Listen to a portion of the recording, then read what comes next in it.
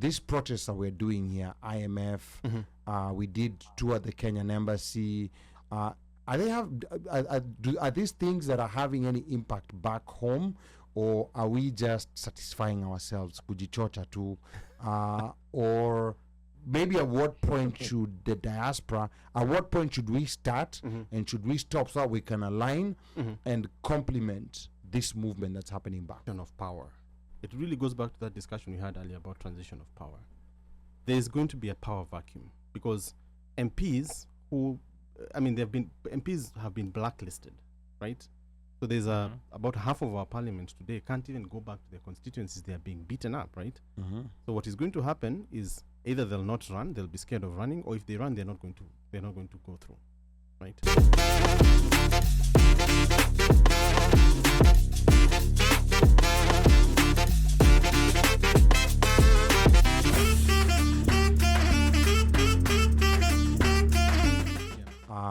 These protests that we're doing here, IMF, we did tour the Kenyan embassy. Are these things that are having any impact back home, or are we just satisfying ourselves, kujichocha tu, or maybe at what point should the diaspora, at what point should we start and should we stop so that we can align and complement this movement that's happening back home? Yeah, so as you know, the what is happening at home is goes far beyond just kind of going on the streets, right? There's also persons who have been injured. There's legal challenges that are ongoing. I just spoke to someone at home who was telling me, bail and bond has become one of the most difficult things for the LSK to raise, right? So there's no reason why we as the diaspora should not be donating and supporting the home front in that respect. I just wanted to get that out of the way. So when we're asked to give, those channels are there. They're formal. We can, if you're on the group, we'll share them. Give so that we support the home front. Do our protests have an impact? I think so, because our audience is different than the audience at home, right?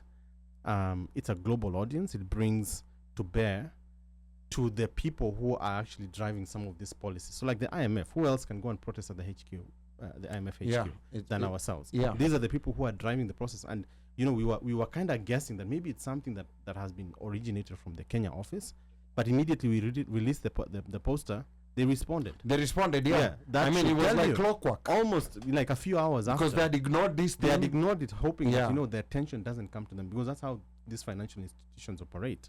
And the fact that they've been challenged by a diaspora who is active, that also tells you, even the U.S. government, we know that there were some legislators who were at Parliament when this was happening. Kenyans, by the way, call those legislators. We have the names out on our social media Wamesalimiwa. Tumewasalamia. And we still need more people to salimia. We still need people to call and lobby, because these are leverage points that we have. And then we have the subcommittee on Africa. What is the job of those people other than to deal with issues like, to bring to the fore to the U.S. government what is happening? Because the U.S. government are the ones who embrace this person. Ruto, they brought him, and the democratic leadership, they enabled him. Yeah. So they bear some level of responsibilities, and it is our responsibility to keep these people to account for that. Okay. Now, last question. How do we avoid Arab Spring mistakes? You can see countries like, especially Libya and Sudan. Yeah. Where there was all this euphoria. And energy. Yeah. And then it all went south. Yeah. Yeah. So how do we avoid? I know right now people are not looking at things in Kenya like that's a possibility.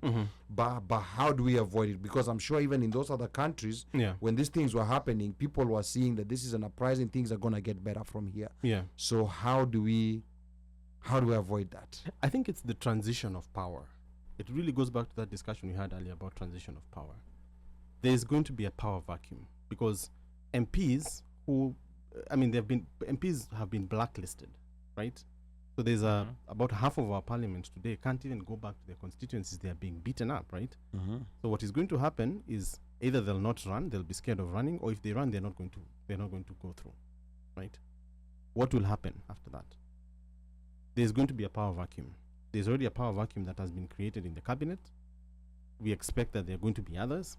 And if we don't put our foot forward to say this power vacuum are going to be filled by good leaders, ethical leaders, people who look after our interests, the same thing is going to happen. And if once there's a struggle for power, which is what is happening in Arab Spring countries, then it spills over into like civil unrest. You already have a member of parliament, Dadaab, Farah Maalim. Yes, exactly. Who was quoted as saying it was a speech that he gave in his native Somali language. Yeah. And he was saying that this was an attempted coup, and if he was the one in charge, he would have scattered all 5K. Kill at least 5,000 and that has to do with the narrative, because the first thing, as we were talking about, that's a good example, but as we were saying earlier, the president tried to own the narrative and say, oh, peaceful protesters, criminals, treasonous criminals. We have to own the narrative as well, right? We have to keep owning that narrative. And that also goes to say, if we have the opportunity to like get out and get our voices heard, then it allows us to do that. Because in the eyes of the international community, in the eyes of the DC community, in the eyes of the leadership here, they're going to hear about this protest. We have to own that narrative. And the way we do it is by coming out to be heard.